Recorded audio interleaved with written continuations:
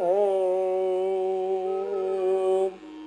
श्री राम जय राम जय जय राम।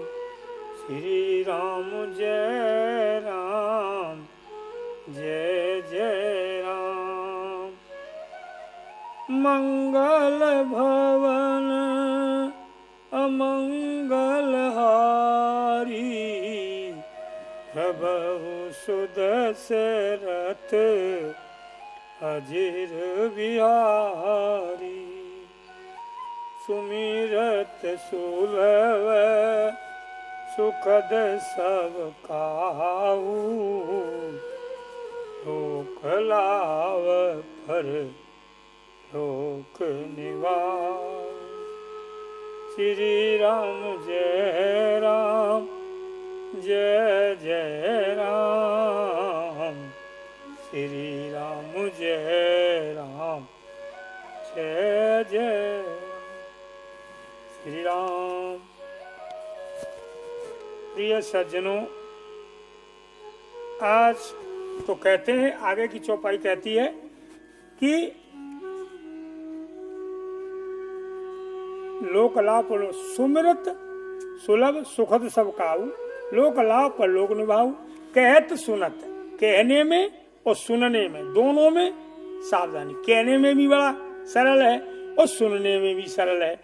कहत सुनत सुमिरत और स्मरण करने में भी इसमें कोई परेशानी नहीं होती, यानी जीव को ज्यादा थोड़ा मोड़ी नहीं करनी पड़ती, सीधे राम राम, यानी बड़ा सरल है सुमरण करने में। तो कहत सुनत सुमिरत सुठनी के और राम लखन सब प्रिय तुलसी के। तुलसीदास जी कहते हैं कि हमें तो ऐसे प्यारे हैं ये दोनों अक्षर रा और माँ, हमें ऐसे प्यारे हैं जैसे राम लखन हमें प्यारे हैं, क्योंकि राम लखन राम जी को पा सकते तुलसीदास जी। तो जैसे राम लखन हमें प्यारे हैं वैसे ही हमें ये राम और नाम रा और माँ ये दोनों अक्षर बड़े प्यारे हैं। और ये दोनों हमेशा साथ ही साथ रहते हैं, अलग नहीं रहते। जब सेतु बंध रहा था, सेतु तो पत्थर डाल रहे थे, नल नील को तो यही वरदान लगा था कि जो पत्थर डालोगे वो पानी में तैर जाएगा। लेकिन पत्थर तो तैर रहे हैं, लेकिन कोई पत्थर कहीं जा रहा, कोई पत्थर कहीं जा रहा। अब आपस में जुड़े कैसे ये?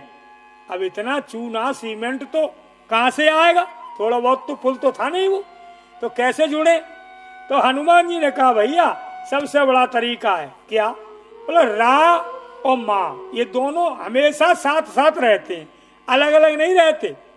वर्ण तो वर्ण प्रीत भी लगाती, इनकी जो प्रीत है विचित्र है, ये कभी अलग नहीं होते और ये साथ ही साथ रहते हैं। और एक के बिना दूसरा रह नहीं सकता। अगर रा कहोगे तो माँ कहना पड़ेगा, रा शब्द पूरा नहीं बनेगा, राम कहोगे जब भी शब्द बनेगा। तो ये साथ ही साथ रहते हैं। ऐसा करो, एक पत्थर पे रा लिख दो और एक पे माँ लिख दो, अपने आप जुड़ जाएंगे। इस तरह से जो हनुमान जी की जब ये युक्ति बताई तो इसी तरह से जोड़ा। तो लोग कहने लगे, बानर कहने लगे हनुमान जी काम तुम ही कर दो।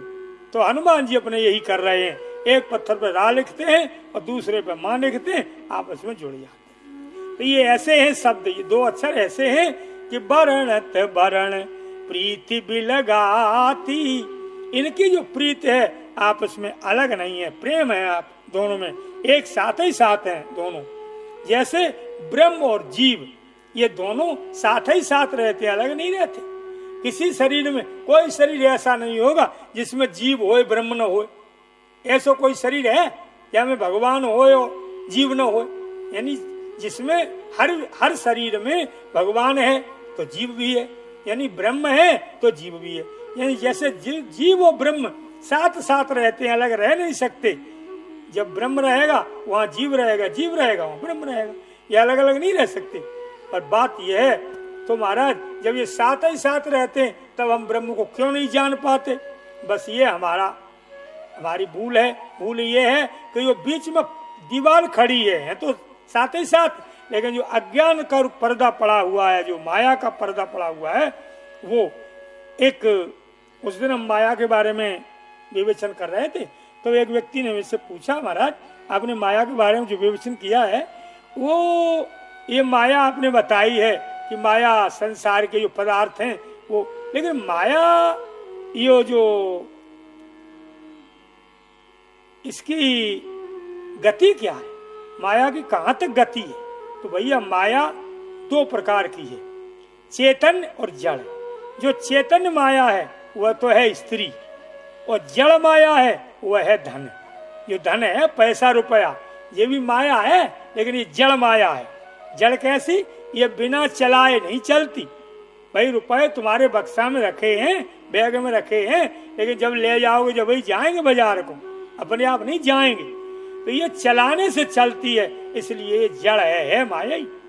तो जड़ और चेतन दो प्रकार की माया है। चेतन में स्त्री और जड़ में धन पशु, ये सब जड़ माया में आ जाते हैं। तो जड़ चेतन कोई भी है तो माया ही। तो ये माया जो है, इस माया में जो ज्यादा फंसे हैं, इसलिए हमें उस ब्रह्म को ये माया देखने नहीं देती, पहुंचने नहीं देती वहां तक। इसलिए जिसने इस पर्दा को हटा दिया उसने साक्षात्कार कर लिया, उसने अपने स्वरूप को देख लिया, अपने राम नाम को देख। जैसे दर्पण है, दर्पण शीशा अगर आप खूब हाथ बढ़िया हाथ में लिए हैं, लेकिन शीशा पे धूल चढ़ी है तो साफ नहीं दिखाई देगा। महाराज जी धूल भी नहीं चढ़ी है, शीशा भी स्वच्छ है, लेकिन अंधा आदमी तो क्या देखेगा? शीशा तो है और आदमी अंधा है तो क्या देखेगा? इसलिए शीशा भी होना चाहिए और आंखें भी होना चाहिए। आंखें कौन सी? अंधा कौन है? ये आंखें जो जिनके नेत्र नहीं है उनको अंधा नहीं कहते, उनको विशेष अंधा नहीं कहते, वो तो सामान्य अंधे हैं। और विशेष अंधे वे हैं अज्ञ, जो अज्ञानी हैं वे विशेष अंधे हैं। अकोविद, जो बिना सोचे समझे कार्य करते हैं, वे अंधे हैं। अज्ञ अकोविद वे ही अंधे हैं। अभागी कौन से? मनुष्य का शरीर पा करके भी भजन नहीं करते, वे अभागी। क्योंकि इससे अच्छा सौभाग्य कहाँ मिलेगा? मनुष्य का शरीर है साधन धाम, साधन का धाम है, और ऐसे साधन धाम मनुष्य शरीर को पा करके भी फिर भी भजन नहीं करते, उनसे ज्यादा अभागी कौन होगा? तो वे अंधे हैं। अज्ञ कोविद अंध अभागी काई विषय रूपी काई, जिनके मन रूपी शीशा में लग गई है, तो रूप कैसे दिखाई देगा? काई नहीं लगी तो आंखों से अंधे हैं। क्यों? ज्ञान वैराग्य नेत्र ही नहीं है। ना ज्ञान है ना वैराग्य है, तो कैसे दिख जाएगा? इसलिए आंखें भी होनी चाहिए, यानी ज्ञान वैराग्य रूपी नेत्र, और निर्मल मन होए, तब जो है स्वच्छ रूप दर्पण बने। स्वच्छ दर्पण मन रूपी जो दर्पण है, वो जब तक स्वच्छ नहीं बनेगा तब तक हमें अपने स्वरूप का दर्शन नहीं होगा। तो ब्रह्म है तो हमारे ही अंदर, लेकिन दिखता इसलिए नहीं है कि मन रूपी दर्पण स्वच्छ नहीं है, वो उसमें जो है माया की धूल चढ़ी है, इसलिए वो दिखाई नहीं देता। और ज्ञान वैराग्य नेत्र भी नहीं है। चलो मन भी साफ कर लिया, निर्मल बना भी लिया, लेकिन ज्ञान वैराग्य नेत्र नहीं है तो भी नहीं दिखेगा। इसलिए ज्ञान वैराग्य रूपी नेत्र चाहिए, सत्संग रूपी नेत्र चाहिए, और मन जो है सत्संग रूपी जो शीशा साफ करे वेगला, कई चीजें होती साफ करे वेगला, ऐसे ये मन रूपी शीशा है, इसको साफ करने के लिए सत्संग रूपी, हाँ जैसे शीशा साफ होता का चलो शीशा साफ करे वेगला, ये मन रूपी शीशा तो सत्संग से साफ होता। जब सत्संग रूपी इसमें जो डालोगे, सत्संग जब जाएगा तब ये शीशा साफ होगा। जब साफ होगा तब अपना स्वरूप तब दिखेगा ब्रह्म। जबकि अंदर बैठा है ब्रह्म लेकिन नहीं देख पाते, और अंदर माया भी है तो माया दिख जाती है, क्योंकि माया का पर्दा सामने है, माया पहुंचने नहीं देती हमें वहां तक। इसलिए ब्रह्म और जीव बैठे तो दोनों शरीर में ही है, लेकिन जीव जो है स्वयं है। जीव तो अपने को मान ही रहा है कि मैं जीव हूँ, अपने को ये तो मान ही रहा है कि मैं जीव हूँ, लेकिन ये नहीं मान रहा है कि मैं ब्रह्म हूँ। ये तो मान रहा है कि मैं जीव हूँ, हर व्यक्ति मान रहा है मैं जीव हूँ। कम लोग हैं जो ये मान रहे हो कि हम भगवान के भक्त हैं, हम भगवान के दास हैं, या ऐसे आ जाओ ज्ञान में आ जाओ तो हम ब्रह्म हैं, ऐसा कोई नहीं मानता, जीव है। लेकिन जो मानते भी हैं वे कहवे को मानते हैं। कछु ज्ञानी है वे हम ब्रह्म अहम ब्रह्मस्मि को जप करते विजयी रटत रहा था, लेकिन अंदर से नहीं देखत। तो जब तक रटने का विषय नहीं है, ये समझने का विषय है। ऐसे ही ब्रह्म और जीव दोनों साथ साथ रहते हैं, लेकिन दिखते इसलिए नहीं है। ब्रह्म इसलिए नहीं दिखता कि बीच में माया रूपी पर्दा पड़ा हुआ है, अज्ञान रूपी पर्दा पड़ा हुआ है, इसलिए हमारी दृष्टि वहां तक। जैसे पृथ्वी पे सूर्य की किरणें आती और बीच में बादल आ जाए, तो अगर बीच में बादल आ जाए तो क्या कह देते, अरे महाराज जी घाम नहीं आ रही, धूप नहीं आ रही। धूप तो है, धूप तो बराबर है, लेकिन पृथ्वी पे नहीं आ रही, तो होते हुए भी नहीं आ रही, तो बाधा कौन है? बादल। तो जैसे धूप के नीचे आने में बादल बाधक है, ऐसे ही भगवान को देखने में माया बाधक है, अज्ञान बाधक है। तो जब तक अज्ञान नहीं हटेगा तब तक वो साक्षात्कार, तब तक वो ब्रह्म का दर्शन, उस ईश्वर का दर्शन नहीं होगा। इसलिए अज्ञान हटाने का यही उपाय है कि जप करो, रात दिन 24 घंटे, एक भी मिनट, एक भी क्षण ऐसा न जाए जो कि हमारी श्वास में राम सोम, जो जिसका मानी उपासक है, राम के उपासक है तो राम जपो, कृष्ण के उपासक हो तो कृष्ण जपो, शिव के उपासक हो तो शिव जपो। ये नहीं है कि राम के उपासक हो तो शिव जपबे में पाप लग जाए, कृष्ण के उपासक हो तो राम जपबे में पाप लग जाए, ऐसा कुछ नहीं। का जिसके जो उपासक हो उसका ही नाम जपो, पर जपो जरूर।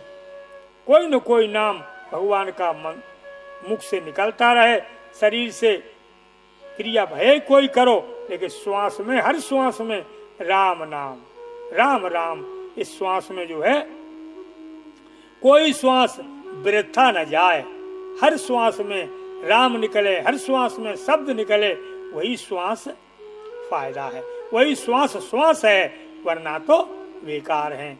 जैसे सारी श्वासें जा रही, कहते हैं सोते वो बैठे 12, ये श्वासों का नियम है। एक 24 घंटा में कितनी निकलती है? 21,600 24 घंटा में।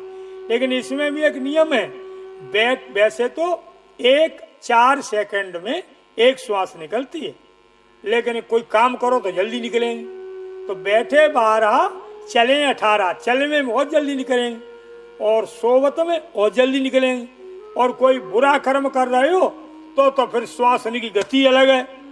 हाँ, कोई भाई चोरी करके आ रहे हो और पुलिस पीछे पड़ी है, फिर भाग रहे हो, तो श्वास की गति को देख रहा हो। तो उल्टे काम करने से, गलत काम करने से श्वासों की गति बढ़ जाती है। इसलिए कहते हैं कि जो गलत काम करते हैं उनकी आयु कम हो जाती है।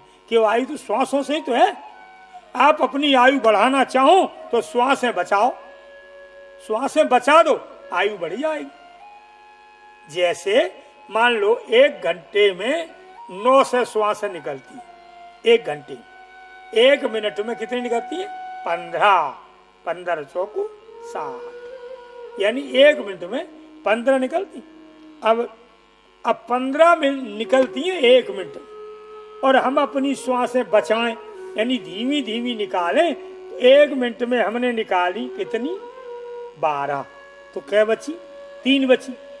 और आए, हमने 1 मिनट में निकाली 8, तो क्या बची? 7 बची। और हमने 1 मिनट में निकाली 3, तो क्या बची? 12 बची। ऐसे ही जितनी हम श्वास बचाए लेंगे उतनी उम्र बढ़ जाएगी, और जितनी हम श्वास जल्दी खत्म कर देंगे उतनी उम्र कम हो जाएगी। क्योंकि श्वासें जो है, इस हिसाब तो इसका भगवान को ही पता है कितनी होती हैं। ऐसे कहते तो ये है कि गिनतिन श्वास भरी या तन में, या तन में जो श्वास है वो गिनतिन की भरी है, गिनती से। अब कितनी भरी है ये तो जाने, भरी है वह जाने कितनी भरी है, पर भरी गिनती से। ज्यादा दिन ये श्वास का हिसाब पूरा हो जाएगा, उस दिन एक वो श्वास फालतू नहीं मिलेगी। तो भैया जितनी है, जो निकल गई सो निकल गई, और जो बच गई है तिनमें ज्यादा से ज्यादा सुमरण कर लो, ज्यादा से ज्यादा भजन कर लो, तो वे श्वास तुम्हारी। और एक देखो सबसे बढ़िया तरीका आपको बताएं, सबसे अच्छा। जैसे आप, ऐसा कोई व्यक्ति नहीं है जो 4 घंटा तो सोतू ही है, और कछु तो 6-6 घंटा 8-8 घंटा सोत है, बात 4 घंटा तो कम से कम सोत है। तो जब आप जिस समय आप सोने जाओ उस समय आप जप करवे लग जाओ, सारी चिंताएं हटा दो, जितनी जब सारे दिन के जो काम करे हैं सारी सबसे मन को हटा करके और राम नाम कृष्ण नाम जो तुम्हारा हो, गुरु मंत्र हो, कुछ भी हो में लगा दो जप में, और इतना मन इकट्ठा कर लो कि जप में ही सो जाओ, पता नहीं लगे कि जप करते करते हम सोए गए। तो जितनी समय आप सोए हो वो 4 घंटा आपके जप में जोड़े ले जाए। लेकिन शर्त यह है कि सोते समय मन इधर उधर न जाए, जप में ही जाए। तो वो 4 घंटा आपका जप में जोड़ लिए जाए, 4 घंटा सोए वाली। इतने सरल कोई है, कितना सरल उपाय।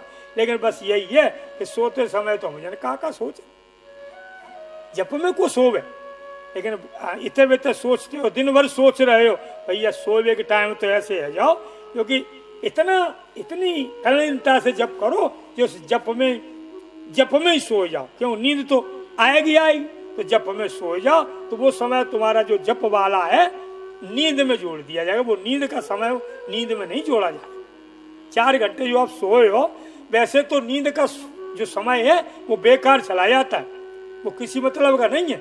लेकिन अगर जो जप में सोए गए तो वो समय तुम्हारा जप में जोड़ दिया जाएगा, ऐसा संतों का मत है। पर शर्त यहाँ यही है कि जप में सो और कहूँ चिंतन में मत सो। तो और ये बात और कैसे पता लगे हम जप में सोए, हमें तो पता ही नहीं लगता कब सो जाते। पता यह है कि अगर आप जप में सोओगे तो जब जगोगे तो जप ही निकलेगा मुंह से, तब समझ लो हम जप से सोई थी। हाँ, जप में अगर आप सोए हो तो जगोगे तो जप ही निकलेगा मन से, और जप में नहीं सोए तो फिर जो निकले सो निकले। इससे पता लग जाएगा कि हम जप में ही सोई थी। तो जो जप में सोए गए, अगर सोते भी हो तो जप में सोए जाओ, तो सोए को समय आपको बेकार नहीं जाएगा। और नहीं तो आधी श्वास है तो सोए में भी चली जाती। 21,600 है, तो हम रात की तो आधी तो गई सोए में, और आधी बची ते चली गई काम धंधे में। भजन कितनों करो, 4 घंटा को करे, 1 घंटे भजन बहुत है। अरे महाराज जी 1 घंटा ज्यादा। और अगर कहो कि निंदा कर रहे हो, बुराई कर रहे हो, तो 1 घंटा पता लगे। लेकिन जप करवे के लिए 1 घंटा, महाराज 1 घंटा जप करवे के लिए 15 मिनट ज्यादा है, लेकिन दूसरे की निंदा करवे के लिए 4 घंटों कम है। तो भैया ये जो क्रिया है इसे इधर बढ़ा दो। जितनी देर हम दूसरे की बुराई करते हैं उतनी देर हम जप करें, और जितनी देर हम जप करते हैं उतनी देर दूसरे की बुराई करें। जप तो ज्यादा मुश्किल नहीं, 10 मिनट में लगे जा तो लगे, नहीं तो यानी कहाँ मन भटकत रहो। तो जितना हम संसार में भटकते हैं उतना हम जप करें, और जितना मन भगवान में लगे तो उतना संसार में लगा, तब बढ़े। यानी संसार में तो तुम्हारा मन कोई लेता ही नहीं, तो जबरदस्ती मन लगा रहे संसार में। कौन ले रहा है मन?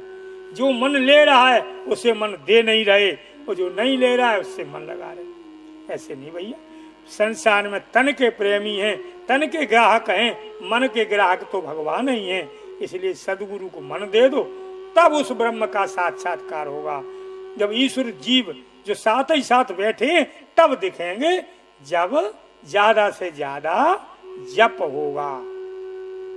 तो लोक में लाभ है और परलोक में भी फायदा है। और वर्ण तो वर्ण प्रीति विलगाती, ब्रह्म जीव जैसे ब्रह्म जीव में सच्चा प्रेम है, ऐसे ही प्रेम है इन दोनों में, रा और मां में। ब्रह्म जीव से नर नारायण, और नर नारायण ये दोनों भाई है, नरो नारायण। जैसे नरो नारायण दोनों साथ साथ रहते हैं, ऐसे ही रा और मां ये दोनों साथ साथ ही रहते हैं। नर नारायण सरिस भ्राता, जग पालक, संसार का पालक, संसार का पालन करने वाले हैं ये दोनों अक्षर। और ये देखो, ये कैसे पता चले कि ये संसार में 2 ही अक्षर हैं? और भी अक्षर तो हैं भैया, अक्षर तो बहुत हैं, लेकिन सार अक्षर 2 हैं। कैसे पता लगे? देखो मैं एक आपको फार्मूला बताओ, जब फार्मूला तो समझ लो कैसे। नाम के अक्षर चौगुन कीजे, 5 मिलाए दुगुन कर दीजे, और तामे भाग 8 को दीजे, और शेष बचे सो सुमिरन कीजे। ये देखो, कोई भी नाम है, आप चाहे कोई भी नाम ले लो, जो भी नाम ले आप, कोई भी जड़ चेतन जो भी कोई भी नाम ले लो, उस नाम को उसके अक्षर चौगुने कर लो।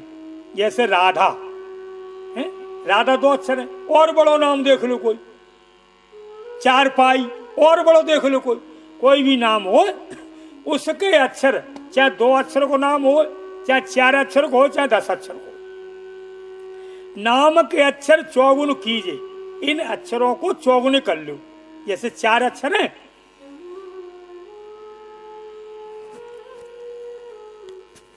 और 4 के चौगुने कितने हैं? 4 चौक 16, 16 है, और फिर 16 में 5 और मिलाए दो, 16 5 21, और फिर दूने कर दो 42, और फिर 8 को भाग दे दो, 8 पन्ने 40, क्या बचे? 2। तो ये 2 ही अक्षर शेष हैं। भगवान शंकर ने 100 करोड़ श्लोक लिखे थे रामायण के, इनमें कछु देवता ले गए, कछु राक्षस ले गए, और कछु मनुष्य ले गए। कछु यानी 33 करोड़ 33 लाख 33,000 3333 अक्षर। भाई इतने अक्षर जब बटे, 2 अक्षर खाली फालतू बचे, तो भगवान बोले शंकर जी 2 अक्षर तो हमें दे ही दो। तो 100 करोड़ में भगवान शंकर ने 2 ही अक्षर लाई। वे 2 अक्षर कौन से? राम, या जो है राम ओम, ये 2 अक्षर हैं, यही 2 अक्षर हैं मुख्य। अब कोई भी नाम आप ले लो, और बाको नाम के अक्षर चौगुन कीजिए, बाकी अक्षर चौगुनी कर लो, और फिर 5 मिला दूने कर दो, और फिर 8 को भाग दे तो 2 ही बचेंगे। चाहे कितना बड़ो नाम हो, 3 4 नहीं बचेंगे, 2 ही बचेंगे। जोड़े के देख लियो, ये 2 ही बचेंगे। तो इससे सिद्ध होता है कि ये 2 ही अक्षर सेद हैं, 2 ही अक्षर सार हैं। चाहे इसको प्रेम कह लो या राम कह लो, जो भी कह लो। तो इस तरीके से कहते, तभी तो कहा है सिया राम में सब जग जानी। सब जग में ये 2 ही अक्षर सार हैं, या तो राम या सीताराम। सीताराम 2 शब्द है गए, और अक्षर राम। ये राम अक्षर जो है 2। अब जहाँ में सीता कहाँ है? श्री राम, श्री जो सीता है, और राम तो राम है ही। इसी प्रकार से 2 अक्षर जो हैं ये सारे जगत का सार हैं। तब तो कहते हैं सब जग सारे जगत का पालन करने वाले हैं। जन विशेष नर नारायण सरस भ्राता, सारे नर नारायण के समान ये साथ साथ रहने वाले हैं, और सारे जगत का ये 2 अक्षर पालन करने वाले हैं। और भगवान जैसे भक्ति रूपी जो भक्ति है, भक्ति रूपी जो स्त्री है, स्त्री भक्ति रूप वो है ना, स्त्रीलिंग है ना भक्ति। तो भक्ति रूपी जो स्त्री है, बाके जो कुंडल हैं वो राम नाम, ये रा और माँ, ये बाके कुंडल हैं भक्ति रूपी स्त्री। तो इस तरह से जो है भगवान के जो रा और माँ ये हैं, हर परेशानी में, हर दुख में सहयोग करने वाले हैं। इसलिए जितनी जो भी परेशानी है सबको काटने वाले हैं ये राम और माँ। रा और माँ यानी जो अक्षर 2 अक्षर ये हैं, चाहे राम कहो चाहे ओम कहो, जो भी कहो, ये उसी नाम के आधार हैं। अब जो है, अब इस मानो भगवान जैसे नर और नारायण साथ साथ रहते, ऐसे ही भगवान राम के जो राम है, रा और माँ, ये दोनों साथ साथ ही रहते हैं। इस तरह से अब आगे कहते हैं कि जैसे माता यशोदा, जीव रूप यशोदा, जीव रूप जैसे यशोदा को राम लखन यानी यशोदा को श्री कृष्ण और बलराम ज्यादा प्रिय हैं, ऐसे ही जीव रूपी जो हमारा जीव है, वो इस जीव को सबसे ज्यादा फायदा है राम नाम। ये जीव जो है हमेशा राम राम जपत रहे, जय सबसे बड़ो लाभ है जे जीव को। और तो इदूत की बात है तो बहुत कर लेगी, लेकिन राम नाम जपे में जनका हो जा, तो जा राम नाम नहीं जप सकत, फालतू बातें करते रहेगी जीव, लेकिन राम नाम नहीं जप सकत। तो जब जीव तभी सार्थक है, और नहीं तो ये मुंह में का है, खाला ही तो है। मुंह में खाल अच्छी नहीं होती, चमड़ा जो मुंह में अच्छा नहीं होता। अगर जो जीव भगवान को राम नाम नहीं रही कह रही, भगवान को नाम नहीं जप रही, तो ये मुंह में चाम ही रखो, चमड़ा ही धरो मुंह में, और क्या। भगवान को नाम नहीं जप रही तो फलातू बुराई कर रही, जालम वालम की निंदा कर रही, चुगली कर रही, तो जो जीव से फायदा का।